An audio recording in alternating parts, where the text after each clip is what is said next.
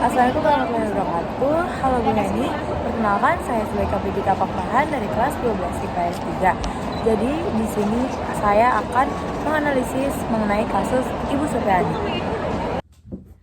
Baik, dimulai dari kronologi singkat kasus ini di mana guru honorer di SD Negeri 4 Baito, Kecamatan Baito, Kabupaten Konawe Selatan, Sulawesi Tenggara, Ibu Supriani dituduh memukul seorang murid kelas berinisial A di sekolah itu dengan sapu ijuk hingga sang siswa mengalami luka di bagian paha.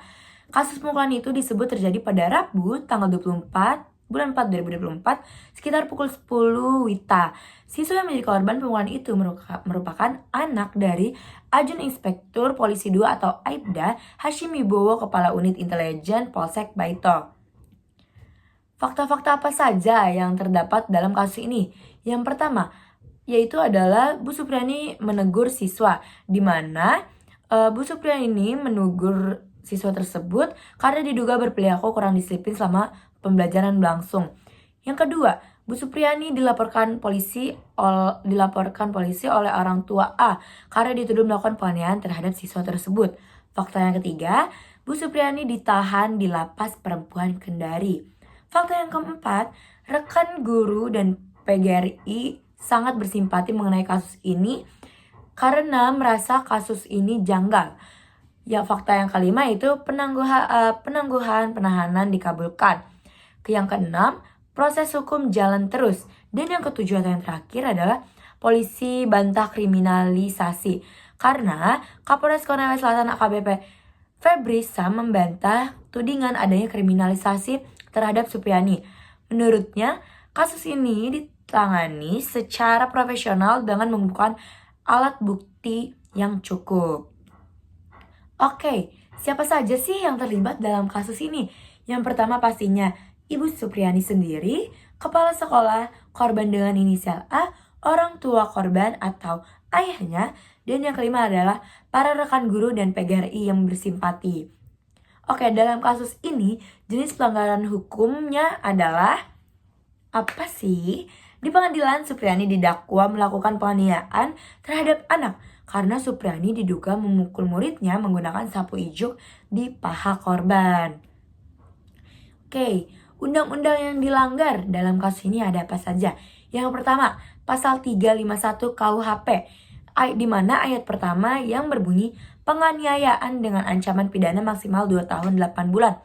Ayat kedua, jika mengakibatkan luka berat, ancaman pidana maksimal 5 tahun. Yang kedua, pasal 368 KUHP, di mana pemerasan dengan ancaman hukuman maksimal 9 tahun penjara.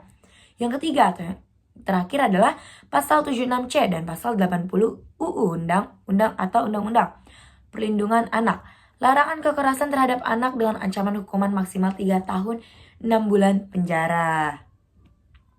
Oke. Faktor penyebab kasus ini dari perspektif individu yaitu stres akibat beban kerja tinggi dengan gaji rendah, kurangnya pengelolaan emosi pada guru, orang tua siswa mungkin memanfaatkan posisi untuk keuntungan pribadi. Yang kedua, perspektif sosial. Lemahnya pengawasan dari pihak sekolah terhadap interaksi guru dan siswa. Ketidakhadiran dukungan emosional bagi guru di lingkungan kerja. Yang ketiga, perspektif budaya. Masih ada norma yang membenarkan kekerasan fisik sebagai metode disiplin di beberapa komunitas. Budaya hierarki dalam institusi pendidikan dapat memperkuat tindakan kekerasan. Yang keempat yaitu perspektif ekonomi. Guru honorer sering berada dalam kondisi ekonomi sulit. Motivasi finansial bisa memicu pemerasan oleh pihak lain. Oke, dampak kasus dalam kasus Ibu Supriani yang pertama terhadap individu. Untuk korban, yang pasti trauma fisik dan psikologis bagi siswa. Untuk pelaku, kehilangan reputasi, tekanan psikologis, dan ancaman hukuman pidana. Yang kedua, terhadap masyarakat, hilangnya kepercayaan terhadap institusi pendidikan, stigma terhadap profesi guru sebagai pelaku kekerasan. Yang ketiga dan terakhir yaitu terhadap negara, perlu reformasi kebijakan pendidikan untuk memastikan perlindungan siswa. Nilai-nilai Pancasila yang terdapat dalam kasus ini. Pertama, kemanusiaan yang adil dan beradab. Kekerasan melanggar nilai kemanusiaan dengan tidak menghormati martabat siswa sebagai individu. Yang kedua, keadilan sosial bagi seluruh rakyat Indonesia. Di mana kasus ini mencerminkan perlunya keadilan bagi siswa dan guru dalam sistem pendidikan. Sanksi yang tepat untuk kasus ini yang pertama bagi pelaku, sanksi pidana yang sesuai hukum yang berlaku, sanksi administratif berupa pencabutan status guru, rehabilitasi psikologis untuk membantu pengelolaan emosi. Solusi pencegahan untuk kasus ini menurut saya adalah yang pertama, peningkatan pendidikan dan pelatihan guru, di mana pelatihan keterampilan, pengelolaan emosi, dan manajemen kelas. Yang kedua, pengawasan ketat, pengawasan rutin terhadap interaksi guru dan siswa di sekolah. Yang ketiga, kebijakan disiplin jelas, di mana aturan tegas terkait kekerasan di lingkungan pendidikan. Dan yang terakhir adalah peningkatan peran komunitas, membangun kesadaran masyarakat tentang pentingnya perlindungan anak. Baik, mungkin itu saja penjelasan saya mengenai analisis kasus Ibu Supriani.